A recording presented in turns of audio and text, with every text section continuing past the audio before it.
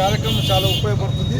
ఈ కార్యక్రమానికి మన ముఖ్య అతిథిగా వచ్చిన చిన్నారెడ్డి అన్న గారు, జిల్లా అధ్యక్షుడు రాజేంద్ర ప్రసాద్, పట్టణ అధ్యక్షులు కళ్యాణ్ రాములు, కౌన్సిలర్ పరశురామ్ రవి ఈ కార్యక్రమంలో పాల్గొంటున్న అందరూ కూడా హృదయపూర్వకంగా వ్యాధి సమస్యలు తెలియజేస్తూ,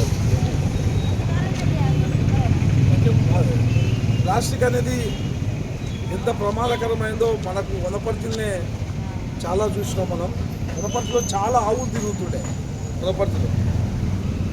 వనపర్తిలో చాలా ఆవులు తిరుగుతుండే సడన్గా ఆవులు చనిపోతూ ఉన్నాయి.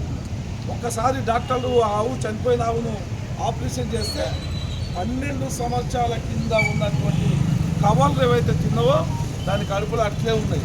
12 years 12 సంవత్సరాలు ఉన్నటువంటి ప్లాస్టిక్ కవరు ఆవు కడుపులో అట్లే ఉందంటే ఎంత ప్రమాదకరమైనదో మనకు అందరూ కూడా తెలుసు.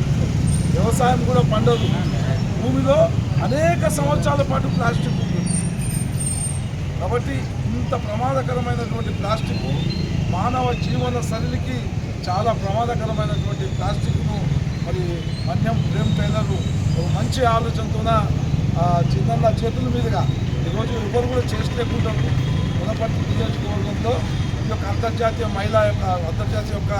ప్లాస్టిక్ నివారణ దినోత్సవం మరి మన్యం గారు చేసినందుకు హృదయపూర్వకంగా